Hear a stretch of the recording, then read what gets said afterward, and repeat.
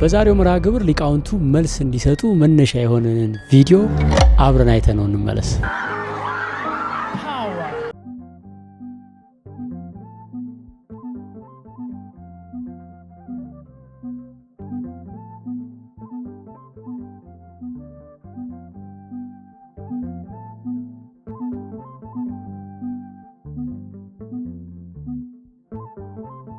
ከቤተ ክርስቲያን አስተምሮ ጋር ይሄዳል ይህ ነገር ሲጀመር በቤተ ክርስቲያን ራሱን የቻለ የፈውስ ምድብ የለም። የፈውስ አገልጋይ የሚባል የለም ማለት የኔታ በቤተ ክርስቲያን የሚያገለግል ከሆነ ለክህነቱ ነው የተሰጠው። ስለዚህ ማንኛውም በቤተ ክርስቲያን የሚያገለግል ስልጣነ ክህነት ካለው ማጥመቅ ይችላል። አጋንንትን ስም በመጠየቅ የት እንደነበሩና ምን እንደሰሩ ማናዘዝ በሰፊው ይታያል። የት ነበር፣ የት ዋልክ፣ የት አደርክ፣ ማን ነው ስምህ፣ ማን ነው ወገንህ፣ ለምን አስፈለገ? ከሰይጣን ጋር ምን ህብረት አላቸው? ሲጀመር አጥማቂ ሲያጠምቅ ጸሎት እየጸለየ ነው እንጂ እያስከባጠረ ነው እንዴ? የሱን ፍላጎት እኮ አሁን እየተናገረ ያለው አጥማቂው እንጂ ሰይጣኑ ከራሱ ፈልጎ ተቃጥሎ መንፈስ እግዚአብሔር ሲያቃጥለው እየተናገረ ቃል አይደለም። ስለዚህ ሀብተ ፈውስ ብሎ ክህነት ለብቻ የሚሰጥ ነገር የለም። በቤተ ክርስቲያን አንድ ሰው ሲፈወስ በጸበል ነው የሚፈወሰው። ከዛ ደግሞ ቅባ ቀንዲል የሚባለው ያስፈልገዋል። ከዚያ ደግሞ ቁርባን ያስፈልገዋል። እነዚህ ደግሞ ያሉት ግለሰብ እጅ ላይ ሳይሆኑ የክርስቶስ አካል የሆነች የቤተ ክርስቲያን ሀብቶች እንጂ የግለሰብ ሀብት አይደለም። ስለዚህ ምስጢራተ ቤተክርስቲያን መኖር አለበት ፈውስ ላይ ማለት ነው። የመጨረሻው ደግሞ ቀኖና መኖር አለበት። በሉቃስ ወንጌል ምዕራፍ 4 ቁጥር 25 ላይ ክርስቶስ ያንን ድውዩን ከፈወሰ በኋላ ሰይጣኑ ሲፈልፍ ልታጠፋ መጣ ሲል ዝም ብለህ ውጣ ነው ጻ ወተፈጸም። ስለዚህ አንድ አጥማቂ ሲያጠምቅ ኪዳን እየጸለየ ትምህርተ ቧቱን እየጸለየ ሊጦኑ መስተውቆን እየጸለየ በእንተ ድውያን ራሱ የሚጸለይ ጸሎት አለ። ያንን ጸሎት እየጸለዩ ሲፈውሱት አለ። ያጋንንት ስም እንደውም ከቅዱሳኑ ስም ጋር እየቀላቀለ ሲጠራም ተብቻለሁ ቅድም። ለምን ይሄ ተደረገ? ስለዚህ አጥማቂ ስመ እግዚአብሔር እየጠራ እየጸለየ ረቂቁን ተዋጊ ሰይጣንን በረቂቅ ቃለ እግዚአብሔር ይዋጉታል እንጂ እዚህ ላይ ስትመተው እዚህ ላይ ስትመተው እዚህ ላይ ስትመተው እዚህ ይቀመጣል። ሰዳጁ ጸሎቱ እንጂ መቁጠሪያው ነው እንዴ? በማርቆስ ወንጌል ምዕራፍ 1 ቁጥር 25 ላይ በቅፍርናሆም ባለ ምኩራብ ገብቶ ሲያስተምር አንድ ርኩስ መንፈስ ያደረበት ሰው አገኘ። ይሄ ርኩስ መንፈስ ያደረበት ሰው ክርስቶስን ሲል የናዝሬቱ ኢየሱስ ሆይ ካንተ ጋር ምን አለን? ልታጠፋን መጣህን? አንተ ማን እንደሆን አውቄሃለሁ፣ የእግዚአብሔር ቅዱሱ እያለ ጮኸ። የመሰከርከው ነገር ትክክል ነው አላለም። ዝም ብለህ ውጣ። ወዲያውኑ ወጣ ነው ያለው። ሰይጣን አንዲት ጠብታ እውነት ጥሎ 99 ሐሰት ነው የሚሞላው። በሐዋርያት ሥራ ምዕራፍ 16 ቁጥር 17 ላይ አጋንንት ያደረባት ሴት እየተከተለች እነዚህ የድነትን መንገድ የሚያሳዩአችሁ የልዑል አምላክ ባሪያዎች ናቸው እያለ ትጮህ ነበር እና ቅዱስ ጳውሎስ አይ የምትናገረው ነገር እውነት ነው ብሎ ዝም አላት። በኢየሱስ ክርስቶስ ስም ውጣ ብሎ ነው ያዘዘው። የዮሐንስ ወንጌል ምዕራፍ 8 ቁጥር 44 ላይ እሱ ከመጀመሪያው ጀምሮ ነፍሰ ገዳይ ነው፣ እውነት የሚባል በሱ ዘንድ የለም፣ ሐሰተኛ የሐሰት አባት ነው፣ ሐሰትን ከራሱ አንቅቶ መንጭቶ ይናገራል። እና ምን ልንሰማ ፈልገን ነው እሱን የምናስለፈልፈው? በኢየሱስ ስም እኮ ነው በእመቤቴ ስም ነው የሚያድኑት፣ ሌላ ምን አረጉ ይላሉ ምእመናን። አዳኝ እግዚአብሔር ከሆነ የኔም የሳቸው ስልጣነ ክህነት አንድ ከሆነ እኔ ያልፈወስኩበትም መምህር አይነ ሁሉ በመቁጠሪያ መተው በመስቀል ገጭተው የሚያድኑበት መንፈስ ከየት ይመጣል? ይሄንን እኮ ነው መንፈስን ሁሉ አትመኗት የተባለ። በኢየሱስ ክርስቶስም ተጠርቶበት ያልተፈወሰ ድዊ ወይንም ያልወጣ ጋኔን በኪዳነ ምሕረት ስለው ወጣ የሚሉ ማለት በጧፍ በመቁጠሪያ በጣም ሰውነታቸው እስከሚያብጥ ድረስ የሚመቱ አሉ። በመቁጠሪያ በጧፍ ደብድቦ አጋንንትን ያወጣ በየትኛውም የቅዱሳን ግር በየትኛውም የመጽሐፍ ቅዱስ ክፍል አናገኝም። አንድም ቦታ ስሙ ራሱ እንደሚነግረን መቁጠሪያ የጸሎት ማድረሻ፣ ጧፍ ደግሞ የመብራት መስዋዕት የምናቀርብበት እንጂ መደብደቢያ አይደለም። በመደብደብ ጋኔን አይወጣም። ሲጀመር ጋኔን እንዴት ብሎ ይደበደባል? ጋኔን ማለት እኮ መንፈስ ነው። ረቂቅን ፍጡር እንዴት ነው ሊደበደበው የሚችለው? ሰይጣን ግርፋት አይፈራም። ርኩስ መንፈስ ያደረበትን ሰው ለመፈወስ ተብሎ ሰውየውን መደብደብ ራሱን የቻለ አጋንንታዊ ያሰራል። ክርስቶስ በምድር በሚመላለስበት ጊዜ ከሰዎች ላይ ርኩሳን መናፍስትን አስወጥቷል። ሲደበድብ አንመለከትም። በቃሉ አጋንንት አውጣ፣ በቃሉ ርኩስ መንፈስን አስወጣ፣ በቃሉም የታመሙትን ሁሉ ፈወሰ። አምላካችን ክርስቶስ ያደረገው ነው የኛ መስፈርታችን። እነ ቅዱስ ጴጥሮስ ድውይ ፈውሰዋል። እነሱ ግን የፈወሱት በመደብደብ አይደለም። አምላካችን ክርስቶስ በማቴዎስ ወንጌል ምዕራፍ 8 ለምጻሙን ሰው እወዳለሁ ንጻ ሲለው ያን ጊዜ ከለምጹ ተፈወሰ ይላል። በቃሉ ተናግሮ እንጂ እንዲሁ ሲደበድበው አንመለከትም። ክርስቶስ እኛን ለማዳን እኛን ለመፈወስ እሱ ተገረፈ እንጂ እኛን አልገረፈንም። አሁን እኮ እየተደረገ ያለው አንድ እረኛ በጉን ተኩላ ቢይዝበት በጓን ከተኩላው ለማስለቀቅ ብሎ በጓን መደብደብ ማለት። ይሄ ደግሞ እረኛ ሳይሆን ምንደኛ ነው። እረኛ በጉ በተኩላ ሲያዝበት ተኩላውን በሆነ ነገር ያጠቃዋል እንጂ ከተኩላው ለማዳን ብሎ በጓን አይደበድብም። ሲጀመር ርኩስ መንፈስ አድሮበታል ተብሎ የሚታሰብ ሰው የሚታየው እንደ ህመምተኛ እንጂ እንደ ወንጀለኛ አይደለም።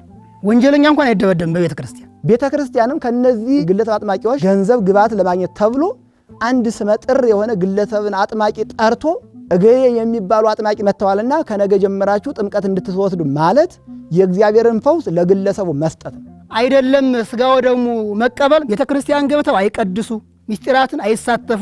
በጀሪካ ዘይት ይገዛሉ፣ በበልቃት ይቸረችራሉ። አንድን ነገር ወደ ቤተ ክርስቲያኑ ገብተም ይጸልዩበትም ገዝተው የሚሸጡት ከሆነ ንግድ እንጂ መንፈሳዊ አገልግሎት አይደለም። እምነት አይሸጥም፣ ቅባ ቅዱስ አይሸጥም፣ ጸበል አይሸጥም። በቤተ ክርስቲያን የሚሰጡን አገልግሎቶች በሙሉ በነፃ እንጂ በክፍያ የምናገኛቸው የለም። ምክንያቱም ጸጋ እግዚአብሔር በገንዘብ አይሸጥም። በሐዋርያት ሥራ ምዕራፍ 8 ላይ ሐዋርያት እጃቸውን እየጫኑ መንፈስ ቅዱስን ለተጠማቂዎች ሲያሳድሩ ሲሞን የሚባል ጠንቋይ መተታም እኔም እጄን በጫንኩበት ላይ መንፈስ ቅዱስ እንዲወርድበት ይህንን ሀብተ መንፈስ ቅዱስ የሚያሳድር ስልጣን ስጡኝ ገንዘብ እንኳ አላቸው።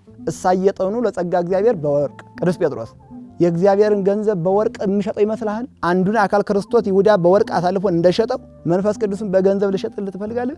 ገንዘብህ ለጥፋት ይሁን ያሉት አይደል? በቤተ ክርስቲያን ውስጥ ደግሞ እኒህ ሰዎች ተጠግተው የሚነግዱ ከሆነ የክርስቶስ ቃል የክርስቶስ ጅራፍ ያገኛቸዋል። ቤትየሰ ቤተ ጸሎት ትሰመይ አንትሙሰ ረሰይክምዎ በአተፋያ ተወሰራዩት። ቤቴ የጸሎት ቤት፣ የፈውስ ቤት፣ የድነት ቤት፣ የጸጋ ግምጃ ቤት ናት። እናንተ ግን የሌባ የወንበዴ ዋሻ ጋሻ መከታ አደረጋችኋት።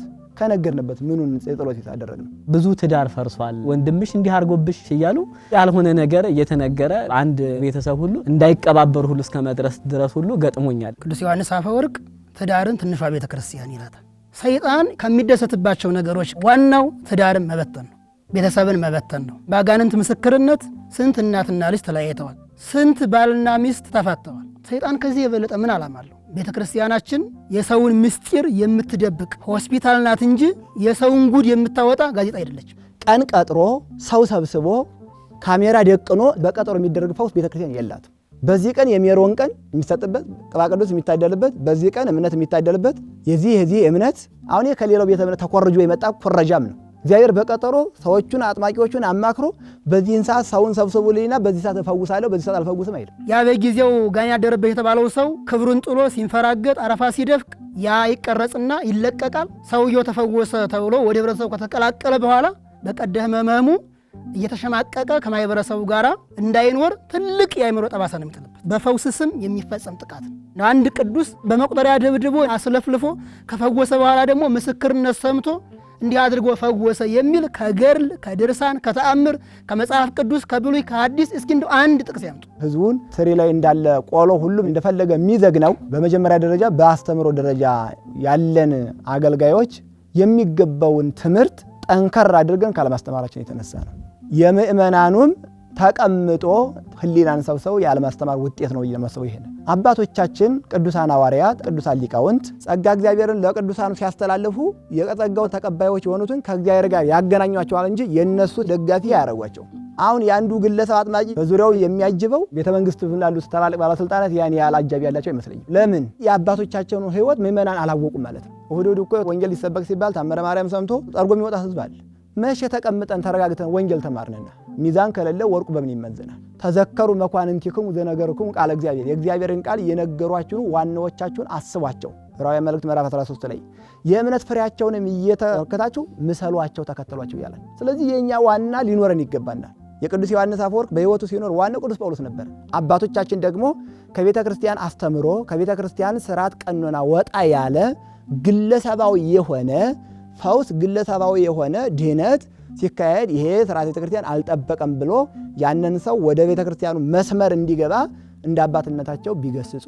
ኦርቶዶክሳውያን የፈውስ ቦታ ፈልጋችሁ ሄዳችሁ ክብራችሁን የሚገፍ አካላችሁን የሚጎዳ ሰብናችሁን የሚያጎድፍ ድርጊት የሚደረግባችሁ ከሆነ ያ ቦታ የክርስቶስ ሳይሆን የጋኔን ቦታ ነውና ልትነቁ ይገባል። ወደ አይምሯችሁ ወደ ቀደመው ወደ ትክክለኛው ወደ አማናዊው ስርዓት ልንመለስ ይገባል። አምላካችን ክርስቶስ የበግ ለምድ ለብሰው ከሚመጡባችሁ ከሐሰተኞች ነቢያት ተጠንቀቁ ነው ያለው። አዎ ብዙሃን ይመጹ በስሜ እኔ ክርስቶስ ነኝ እያሉ በስሜ ይመጣሉ። እኔ ፈዋሽ ነኝ እያሉ ይመጣሉ። ታምር አድራጊ ነኝ እያሉ ይመጣሉ።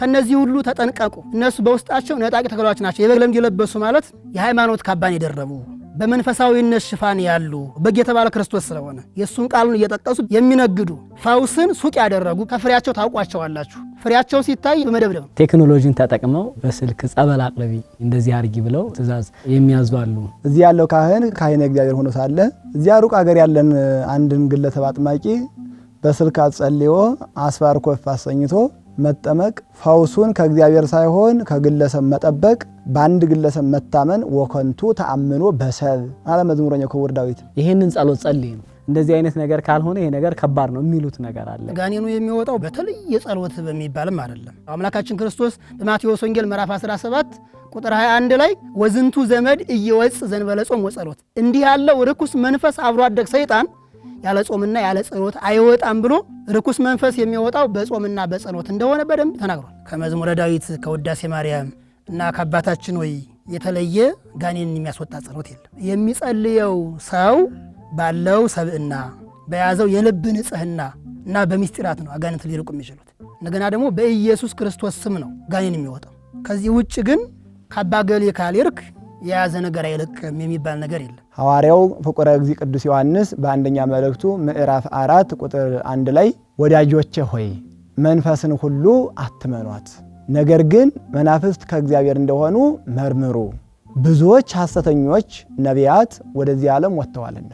ስለዚህ ለእያንዳንዱ ነገር ሚዛን ሊኖረን ያስፈልገናል። ሳምራዊቷ ክርስቶስ አምላካችን የነገረ ድህነትን ነገር ሲነግራት አንተኑ ተአቢ የያዕቆብ አቡነ ናር ያለችው ይህንን የውሃ ጉድጓድ ከሰጠን ከአባታችን ከያዕቆብ አንተ ትበልጣለህ። የያዕቆብን ጌታ ባለማወቋ እኛሳ አጥማቂዎች ነን ቅዱሳን ነን ብለው ስለ ራሳቸው ቅድስና በራሳቸው አንደበት የሚመሰክሩ በመንፈስ አጋንንት የሚያሰብኩ አባቶች ቤተክርስቲያን አላት። ሚዛናችን እነማን ናቸው? አቡነ ተክለ ሃይማኖት ናቸው ቅድስናቸውን በመንፈስ አጋንንት ያስመሰከሩት። ስለዚህ ሚዛን ያቺ ሳምራዊት እንዳላት እኛ ሚዛን ሊኖረን ይገባል። ታላቋ ሴት አፎሚያ ምንድን ያለችው? ሰይጣን መልአከ ብርሃን መስሎ ሲመጣ ከዚያ ክፉ ሰይጣን እጅ ላድንሽ መጥቻለሁ ሲላት አይቲ ሃሎ በትረ መስቀል ካርል ያለችው። የመስቀሉ ምልክት ወዴት አለ ስትለው አይ እንደው መስቀላት ይዞ እኮ መሳል እኮ ልማድ ነው እንጂ በእኛ ዘንድ የለም ነው ያሏት። ስለዚህ እንደነ አፎሚያ ሚዛን ሊኖረን ያስፈልጋል እንጂ እንደው ዝም ብሎ የመጣው ሁሉ ሊዘግነን እንደ ወደ ፈለገው ሊወስደን አይገባም። በማቴዎስ ወንጌል ምዕራፍ 24 ቁጥር 24 ላይ የተመረጡትን እንኳን ለማሳት እስከሚችሉ ድረስ ታላላቅ ምልክቶችንና ድንቅ ነገሮችን ያደርጋሉ ነው። አሁን የኛ ችግራችን ምንድነው? መለኪያችን ታምር ማየት ሆነ። ይሄ ደግሞ አመፀኛ ትውልድ ያስብላል። አምላካችን ክርስቶስ ምልክትን እንሻለን ሲሉት አመፀኛ ትውልድ ምልክትን ካላየች አታምንም ነው ያለው። በእምነት እየቀዘቀዝን የመሄዳችን ማሳያ። መሄድም ከተፈለገ እጅግ ድንቅ ነገር የተከናወነባቸው በቅዱሳኑ ደምና ላብ የፈለቁ ጸበሎች አሉ። እነ ደብረ ሊባኖስ፣ እነ ጻድቃኔ ማርያም። እዛ መሄድ ሲገባ ግለሰብ ጋር መሄዱ ልክ ነው። በመጽሐፍ ቅዱስ ስለ ፈውስ ምን ተጽፏል? እነዚህ ሰዎች እኮ ዝና ስለሚፈልጉ ቅና ስለሚፈልጉ ያው ስራውም ንግድ ስለሆነ ማስታወቂያ ነው እየሰሩ ያሉት። ቅድስናው ካለ ቅድስናው ራሳቸው ይገልጻቸው የለም። ምን ሚዲያ ያለ ምን ያስፈልግ? ይትክል ተከብቶ ሀገር እንተ ታንጸት መልዕልተ ደብር አይደለ? በተራራ ላይ የተሰራሽ ቤት መሰወር አትችልም። ምክንያቱም የተራራው ከፍታ ልሰወር እንኳን ብትል ግዴታ ይገልጻታል። አብርሃም ሶርያዊ ተራራ ለማፍረስ ከአህዛብ ጥያቄ ቀርቦለት በስዕለ ማርያም ፊት ወድቆ ተማጸነ።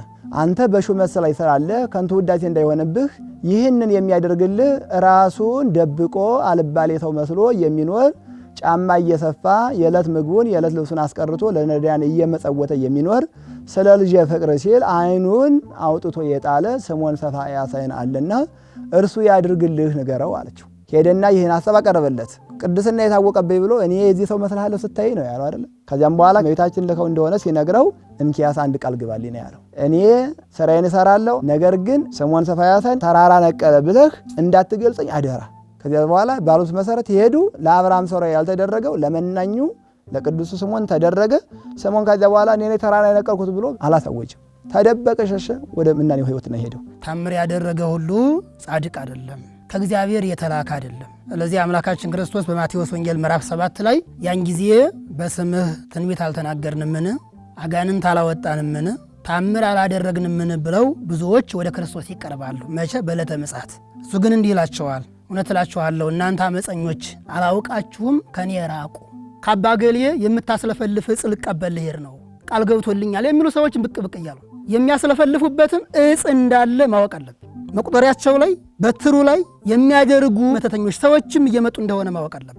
አጥማቂነት ፈዋሽነት እኮ በስልጣን ሆኖ ነው። በዘርም ከልጅ ወደ አባት እየተላለፈ ነው።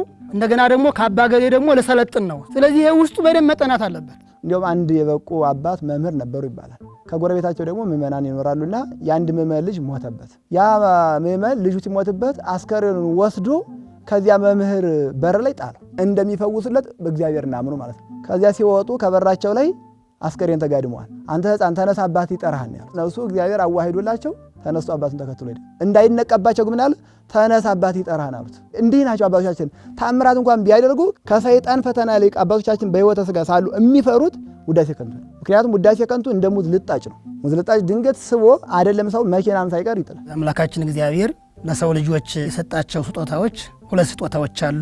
ድነታዊ ስጦታና መግቦታዊ ስጦታ ይባላሉ። መግቦታዊ ስጦታ የሚባለው ላመነውም ላላመነውም የሚደረግ ጸጋ ነው። ፈውስ በመግቦታዊ ስጦታ ውስጥ ያለ ነው። ያላመኑ ሰዎችም በጸበል ሊፈወሱ ይችላሉ፣ በእምነቱ ሊፈወሱ ይችላሉ። አንዳንድ ቦታ ላይ ደግሞ በመስቀልም ታጭተው ሲፈወሱ እናያለን። ለምን ከተባለ ላላመኑ ሰዎች ይሄ ፈውስ የሚሰጣቸው በ2 ምክንያት ነው። አንደኛው በፈውሱ ተስበው የዘላለም ሕይወትን እንዲያገኙ በክርስቶስ እንዲያምኑ በጸበል በእምነት በኩል ሊፈውሳቸው ይችላል። ሁለተኛ ደግሞ መፈራረጃ ሊሆንባቸው ሊፈወሱ ይችላሉ። ጌትነቱን ፈዋሽነቱን በጸበሉ አይተው ወደ ዘላለም ሕይወት ወደ ምስጢራቱ በክርስቶስ ስም ወደ ማመን መምጣት ይጠበቅባቸው ነበርና ይሄ ካልሆነ የዘላለም መፈራረጃ ይሆንባቸዋል ማለት ነው። ሁለተኛው ደግሞ ድነታዊ ስጦታ የሚባለው ነው። በምስጢራቱ በኩል የምናገኘው የመንፈስ ቅዱስ ስጦታ ላመኑ ለተጠመቁ ሰዎች ብቻ የሚሰጥ ማለት ነው። የፈውሱ ባለቤት መድኃኔ ዓለም ክርስቶስ ነው።